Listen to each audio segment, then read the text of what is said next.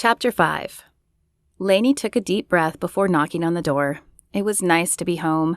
She'd run away after high school and avoided coming home as often as she could. But it wasn't because of her family.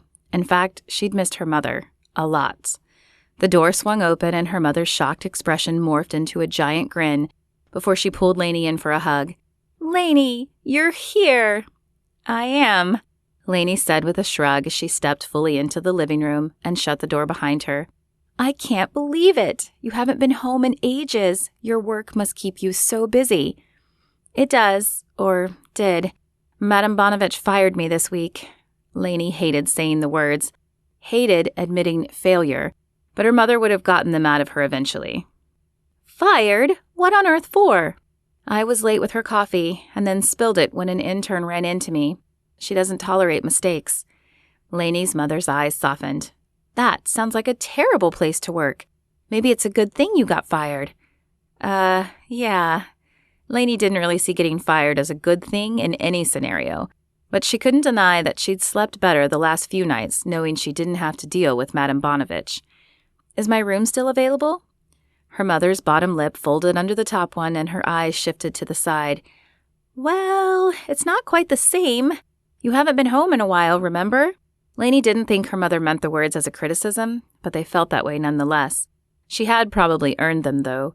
She had moved away right out of high school and rarely come home during college. Laney then worked for a modeling agency in Houston for a few years until Myra offered her the job with Madame Bonovich. Once she'd moved to New York, she hadn't been home since, until now. "Is there at least a bed still?" Her mother flashed a crooked smile. "Sort of." She continued down the hall to the bedrooms and opened the door that used to be Laney's room. Her mother had transformed it into a sewing room. Rows of shelves stocked full of fabric and other accoutrements lined the walls, where posters of her heartthrobs used to be. A sewing machine sat where her bed had been, and a futon was the only semblance of a place to lie down. "Well, I guess it will have to do." Laney tried to keep her voice light, but a trickle of hurt coursed through her veins.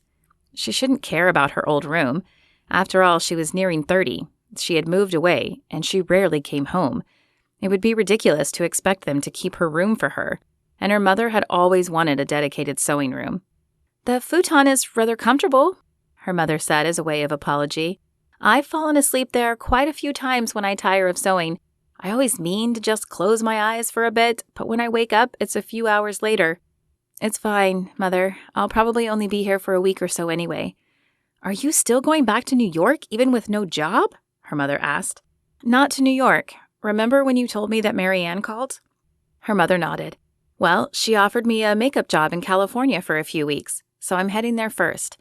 After that," Laney shrugged, "I'm not sure yet. I don't know what the future holds right now." A scheming glint appeared in her mother's eyes. "What about marriage?" The hair on the back of Laney's neck stood at attention. Her mother had that expression that said she had something up her sleeve. "What about marriage what?" Laney's words were cautious. Who knew what the intent behind her mother's question was? "You do want to get married, right?" "Yes, one day. But why do I have the feeling you aren't talking about one day?" "Okay, don't be mad, but I kind of did something." Now tiny goosebumps prickled down her back in addition to the raised hairs. "What did you do, Mother?" "My friend Nadine has this son," Laney groaned. "Oh, no. Tell me you didn't." "Well, I want grandchildren, and you always seemed too busy to date. I thought a setup date might help." "Mom, I'm about to go to California for 6 weeks. I don't want to get involved with anyone before I go." "Okay, but at least consider it when you get back."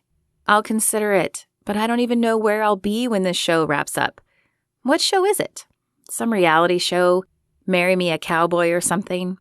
Her mother's eyes lit up. "Do you mean Who Wants to Marry a Cowboy?" "Yeah, I guess so."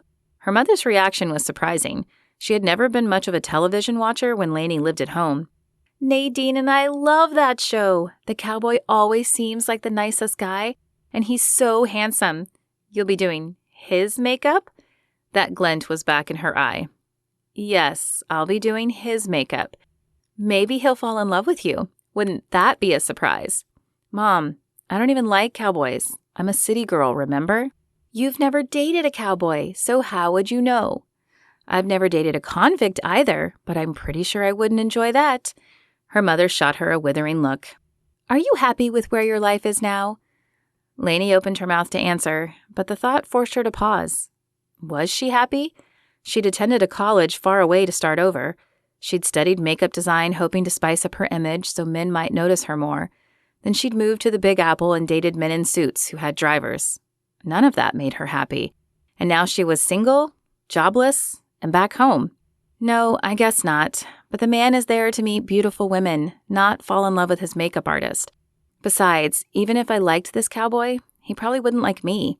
Most men don't. As much as I've tried to get past it, I'm still just Brainy Laney. Brainy Laney. She hated that nickname, but it's how she thought of herself. She had earned the nickname in middle school when she'd received a valedictorian award. At first, Laney had been so proud of it as she'd always worked hard for her grades. But then one of the popular boys, Tyson Becker, had begun calling her Brainy Laney.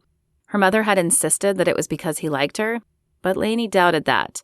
Tyson got the nickname to stick, and it had followed her into and through high school. That, combined with her girl-next-door image, had been enough to keep her out of the dating pool in high school. No one had even asked her to prom, either year. She was everyone's friend, but no one's love interest. She'd hoped learning the art of makeup would change that, but it hadn't seemed to yet. Her mother's eyes crinkled in sympathy. "Oh, honey, you aren't just anything. Certainly not just Brainy Laney. Look at what you've accomplished." Laney snorted. "Yeah, I got fired. Big accomplishment." "No, I mean look at everything else. You were working for one of the biggest names in New York. You are an amazing makeup artist, and now you will get to show off your work." "I don't even know if they'll put my name in the credits," Laney said. "And even if they do, it might not mean much. Madame Bonovich didn't let her assistants do makeup until they had worked with her a year. Few ever made it that long." "I say you forget about Madame Bonovich. You got fired for a reason, and this show obviously has something to do with that. So go enjoy yourself and see what doors open afterwards." "You're right, Mom. I'm going to have fun seeing my old friend and take whatever God sends my direction."